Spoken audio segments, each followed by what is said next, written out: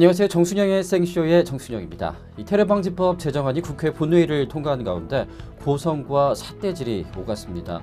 이날 공직선거법 개정안과 북한 인권법 등 해묵은 숙제 법안들의 처리가 이루어지긴 했지만 서비스산업발전 기본법과 그리고 노동개혁 법안 등 남은 쟁점 법안들은 처리 가능성이 더 희박해졌는데요.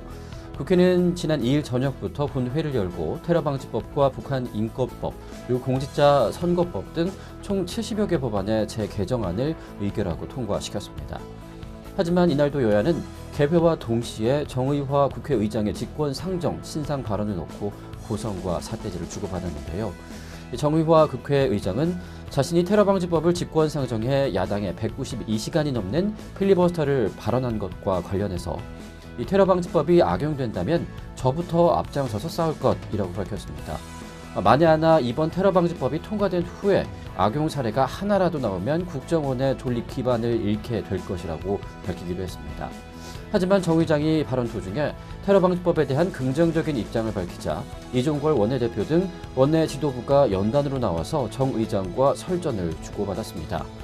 정 의장은 이날 모두 발언을 통해서 지난 9일간 무제한 토론을 들으면서 마음이 무척 무거웠다라면서 그동안 이루어진 오랜 여야 협상의 결과 테러방지법 통제장치는 다각도로 마련됐다고 봤다라고 직권 상정을 하게 된 이유를 설명했습니다. 또 정 의장은 필리버스터에서 많은 의원들이 법에 대해 무제한 감청을 허용하는 법이라고 주장을 했지만 사실과 다른 주장이라면서 누구를 감청했는지는 공식 기록으로 고스란히 남게 됐다. 국정감사 등을 통해서 사후에도 얼마든지 확인이 가능하다라고 주장을 했습니다. 그는 또 테러 혐의자가 아닌 사람에게 금융정보를 마구잡이로 본다는 것은 사실이 또 아니라면서 여야가 합의해서 인권보호관을 두는 것도 국민의 인권보호장치를 이중으로 더한 것으로 평가한다고 말했습니다. 이런 정 의장의 발언에 대해서 야당 의원들은 의사진행을 하세요. 찬성 토론을 하시느냐. 지금 국회가 비상사태냐. 국민 앞에 부끄럽게 생각하시라 등등 아주 강하게 항의를 하고 나섰습니다. 이에 대해서 정 의장도 물러서지 않고 의장은 모두 발언을 할 자격이 있다. 여기가 의장 발언대다. 여러분들은 192시간 동안 할 얘기 다 했다라고 응수하기도 했습니다.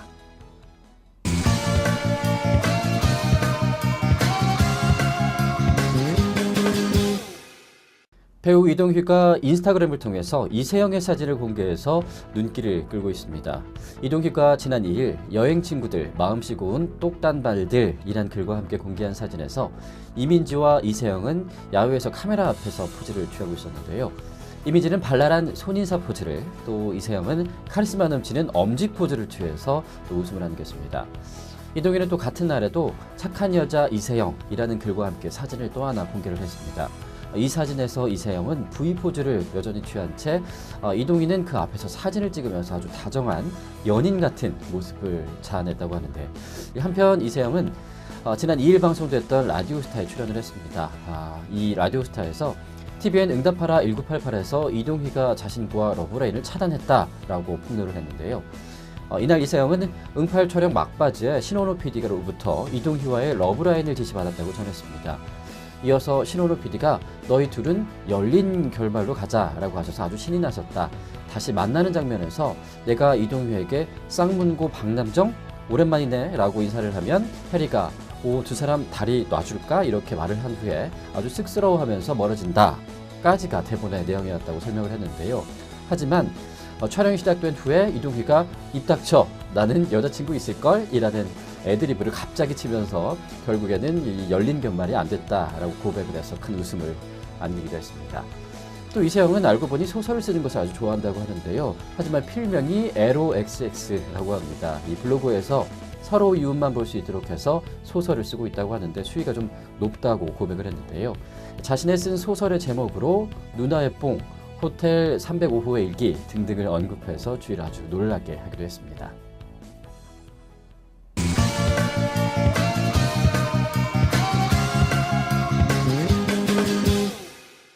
전력이 눈에 띄게 약해진 삼성 라이온즈 때문에 류중일 감독의 고민도 아주 깊어지고 있습니다. 가장 먼저 도박 스캔들로 경찰 수사를 받은 투수 윤성환과 또 안지만에 대한 조사 결과가 아직 안 나왔기 때문인데요. 해외파 출신의 2년차 장필준과 김동호가 가능성을 보여주고 있는 것이 나름 위안이 되기는 하지만 나머지 투수들은 아직 미완성이라고 합니다. 류 감독은 이에 대해서 이케빈과 최충현은 이제 걸음마 단계라면서 시간을 두고 좀 지켜봐야 할 것이다. 시범 경기까지는 계속 등판을 시켜서 1군에서 뭐가 모자란 건지 일단 알아야 숙제를 줄 수 있다라고 밝히기도 했습니다. 두 번째 문제는 외국인 선수들이라고 합니다. 현재 앨런 웹스터는 두 경기 4이닝 7피안타 1볼넷 2사구 1탈삼진 7실점, 또 콜린 벨레스터는 2경기 5이닝 6피안타 4볼넷 무삼진 4실점, 또 타자 아롬 발디리스는 역시 5경기 16타수 4안타 타율 1할 8푼 8리 1홈런 2타점 2볼넷 2삼진으로 모두 대부분 부진한 그런 성적을 내고 있다고 하는데요. 이에 대해서 류 감독은 외국인 선수는 지금 시기에 전체적인 판단을 할 수 없다. 하지만 이 정도는 할 것이라는 그림은 나오게 되어 있다라고 나름 위안을 삼고 있습니다. 마지막으로 세 번째는 빼놓을 수 없는 이 부상자 문제입니다. 현재 조동찬, 최태인, 외야수 배영섭, 최재원이 부상으로 캠프에서 빠져 있는 상태인데요. 현재로서는 복귀 시점도 가늠하기 어렵기 때문에 더욱더 문제가 커지고 있습니다. 이에 대해서 류 감독은 조동찬, 최태인은 2군에서 8일에서 9일 KT와 연습 경기를 뛰어보고 1군 합류 여부를 결정할 계획이라고 밝혔습니다. 또 배영섭의 복귀는 두 선수보다 좀 늦을 듯하다라고 전했는데요. 류 감독의 고민이 갈수록 이렇게 깊어지고 있지만은 산적한 만큼 고민들도 하나하나 해결이 되지 않을까라는 생각이 듭니다. 모쪼록 조만간 다가오는 리그에서 좋은 그런 컨디션을 보여주길 기대해 보겠습니다.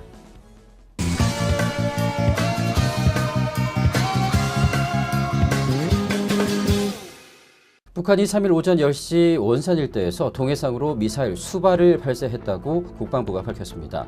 문성균 국방부 대변인은 오늘 정례 브리핑에서 우리 군은 관련 동향을 추적 감시하고 있으며 만반의 대비태세를 갖추고 있다라고 밝혔습니다. 발사체의 정확한 실체는 아직까지 전해지지는 않았습니다. 하지만 KN-01 단거리 미사일로 군 당국은 파악을 한 것으로 전해졌습니다. 앞서 북한은 지난해 2월과 5월, 6월 이 세 차례에 걸쳐서 사거리 100여 킬로미터의 KN-01 단거리 미사일을 시험 발사한 바가 있습니다. 김정은은 2월과 5월 발사 훈련을 직접 참관한 것으로도 전해졌는데요. 이 KN-01 단거리 미사일은 지대함과 함대함으로 모두 운용할 수 있는 단거리 미사일로 길이 5.8m, 지름 76cm, 무게 2.3톤가량인 것으로 전해졌습니다. 군 당국은 북한이 KN-01 단거리 미사일의 정확도를 높이기 위해서 지속적으로 시험 발사에 나설 가능성이 있다고 보고 있는데요. 다만 300mm 방사포나 다른 종류의 지대공 미사일을 발사했을 가능성도 염두에 두고 분석 작업을 진행 중입니다. 합참 관계자는 이에 대해서 KN-01 시험 발사 등 여러 가능성에 대해서 분석 중이라며 아직 단정적으로 말할 수는 없다라고 전하긴 했는데요. 또 다른 관계자는 원산 일대에서 동해상 쪽으로 발사한 것으로 파악됐다라면서도 비행거리나 낙하 지점 등에 대해서는 정확한 내용을 파악하고 있다라고 덧붙였습니다. 북한이 올해 원산 일대에서 발사체를 발사한 것은 이번이 처음입니다. 이는 유엔 안전보장 이사회의 새로운 대북 제재 결의안 채택에 대한 반발로 보이는데요. 새 안보리 결의안은 북한으로 드나드는 선박의 모든 화물에 대한 검색을 의무화했고, 또 대량 살상무기 관련 물자에 한정됐던 금수 품목의 개인용 화기와 대공 화기 등 소형 무기를 포함한 모든 재래식 무기도 확대하는 등 역대 가장 강력한 제재 조치라는 평가를 받고 있습니다.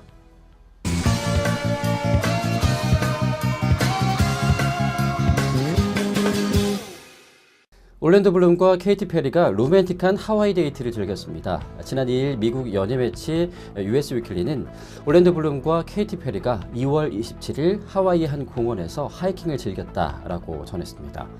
올랜도 블룸과 케이티 페리는 그동안 아주 수많은 열애설에도 불구하고 우리는 친구다라면서 극구 부인해왔지만 두 사람은 손을 꼭 잡은 채 이 자리에서 아주 다정한 연인 분위기를 자아내서 아따라는 확증을 주기도 했었는데요. 상의를 탈의한 올랜도 블룸의 아주 탄탄한 보디라인과 그리고 케이티 페리의 볼륨감 넘치는 몸매가 사진상에서 아주 돋보였다고 하네요. 또 다른 사진에서는 주변의 시선을 의식하지 않은 아주 과감한 그런 애정 표현으로도 눈길을 끌었는데요. 특히 올랜도 블룸은 케이티 페리를 끌어안고는 아주 사랑스러운 눈빛으로 바라보기도 했다고 합니다. 또 올랜도 블룸과 케이티 페리의 한 측근의 말에 따르면 케이티 페리는 올랜도 블룸을 아주 핫하고 또 쿨한 사람이라고 생각을 한다. 그리고 두 사람은 어떤 압력도 신경 쓰지 않으면서 아주 즐겁게 만나고 있다라고 전해진 것으로 알려졌습니다. 또 14일 미국의 매체 피플에 따르면 올랜도 블룸은 케이티 페리와 함께 음악 제작자와 가수들을 위한 파티에 함께 모습을 드러냈다고 알려졌습니다. 음악 관계자가 아닌 배우 올랜도 블룸이 참석해서 케이티 페리와 함께 꽤 오랫동안 즐거운 시간을 보냈다고 하는데요. 올랜도 블룸과 케이티 페리는 서로의 친구에게 상대를 소개하기도 하고 또 케이티 페리의 친구이자 동업자인 보니 맥키는 한 행사에 참석해서 기자들에게 이렇게 말을 했습니다.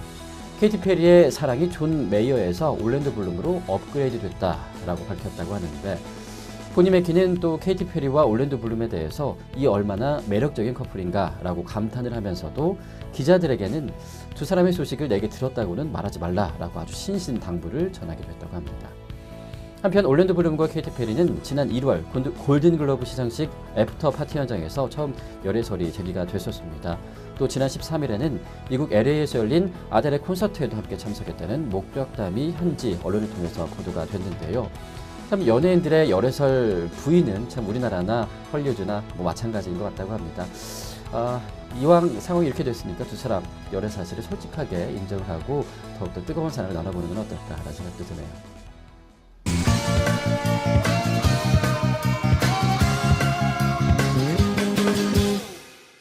지난 2일 테러 방지법이 통과됐다는 소식이 전해지자 포털 사이트 실시간 검색어에 러시아 메신저인 텔레그램이 다시 조명을 받고 있습니다.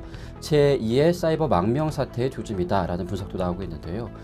192시간 동안 이어진 야당의 필리버스터가 끝나자 국회는 테러 방지법 제정안을 포함한 80여 건의 법안을 처리하면서 2월 임시국회 일정을 이날 마무리했습니다. 야당에서 필리버스터를 진행한 가장 큰 이유는 테러 방지법 처리를 저지하기 위해서였는데요.